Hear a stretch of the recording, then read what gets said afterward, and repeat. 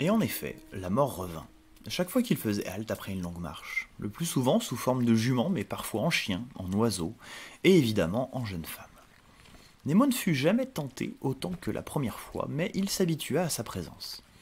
Ensemble, ils discutèrent de choses et d'autres, de ses souvenirs, de son enfance. La mort semblait connaître à l'avance chaque histoire, comme si elle y avait assisté en personne, mais le laissait toujours poliment terminer. Il lui racontait ce qu'il avait ressenti, les joies, les victoires, les humiliations, les échecs. Nemo lui parla de lui. Et en retour, la mort lui parla d'elle. Des vies qu'elle avait fauchées autrefois, des accidents, des meurtres, des suicides, des maladies, de celles et ceux qui l'avaient suivi de leur plein gré ou non. Étrangement, Néo s'habitua à sa compagnie. Sa crainte reflua peu à peu, et il finit même par l'apprécier sincèrement. Après tout, elle constituait l'unique vraie distraction de sa marche sans fin. Parfois, il la questionnait sur l'après, sur ce qui se passait pour ceux qui acceptaient de la suivre, mais elle ne lui livrait rien. Une éternité de questions-réponses avait fait d'elle une interlocutrice d'une habileté sans limite. Quand il l'interrogeait frontalement, insistant sans subtilité, elle se contentait de lui dire « Ce n'est pas que je ne souhaite pas te dire, c'est que tu ne peux pas savoir, petite personne. Seuls les morts le peuvent, mais ils le peuvent irrémédiablement. Un jour, le jour de ta mort, tu sauras. » Une seule altercation ternit leur relation, un soir, au point que Nemo eut peur qu'elle ne vînt plus lui rendre visite par la suite.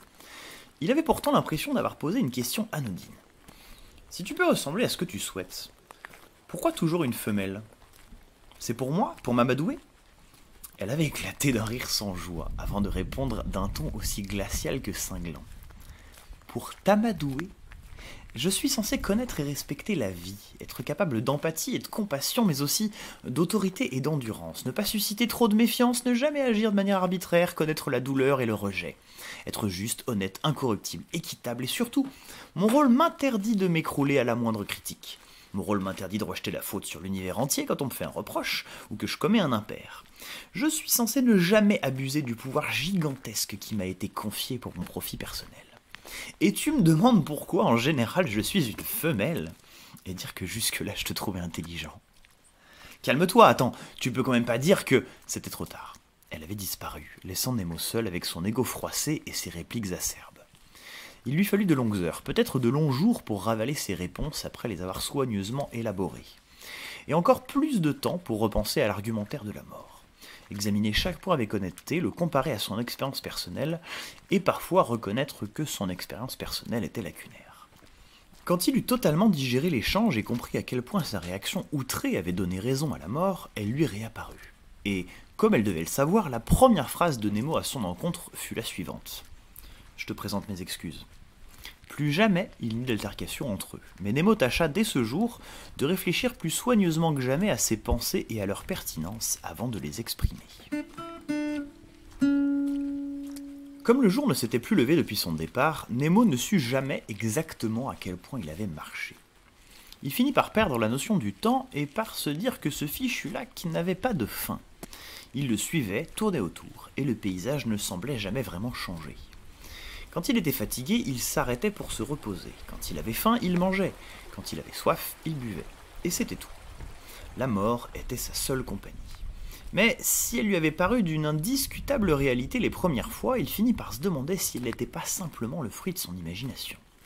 Et il faut bien le dire, elle ne faisait rien pour le dissuader quand il évoquait cette idée. Sa vue s'habitua à l'obscurité, son odorat à la forêt, au lac et au vent. Sa respiration se fit plus calme, sa foulée plus régulière, plus ample. Le silence diffus des premiers temps lui était désormais une mélodie riche, complexe et familière. C'est sans doute ce qui lui permit de percevoir, alors qu'il marchait, un bourdonnement sourd, très léger, qui, en temps normal, lui aurait sans doute échappé. Sans arrêter, il ralentit instinctivement et calma sa respiration de manière à tendre l'oreille. Bientôt les prémices d'une mélodie familière tintèrent à son oreille. Nemo poursuivit sa marche, les sens plus tendus que jamais, et il entendit comme une voix qui faisait partie du bruit ambiant.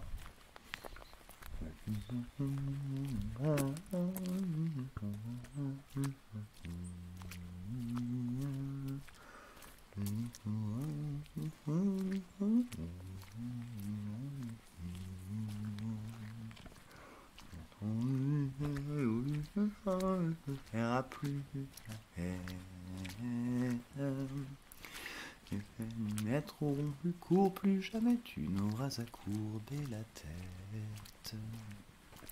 Nemo accéléra et discerna au loin une lumière bleutée, faible mais familière.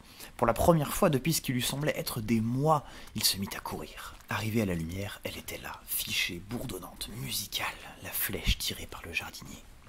En levant les yeux, Nemo vit qu'elle marquait une bifurcation perpendiculaire au lac, un sentier. S'il n'avait pas entendu le chant, il ne l'aurait sans doute jamais trouvé. Malgré la fatigue due à son sprint improvisé, l'apathie de Nemo vola en éclats. Il se mit à marcher dans cette direction, empli d'une énergie nouvelle. Alors qu'il gravissait la pente à bon rythme, il sentit l'air changer tout autour de lui. C'était l'odeur d'abord. Elle exhala un relent de sable et de cuivre. La température ensuite se réchauffa peu à peu. Le sempiternel bourdonnement nocturne s'atténua. Ou s'anima, Nemo n'était pas certain. Il cherchait encore à trancher ce point quand l'évidence éclata dans sa tête, en même temps que la lumière à ses yeux. Après des semaines, peut-être des mois d'obscurité, le jour se levait enfin.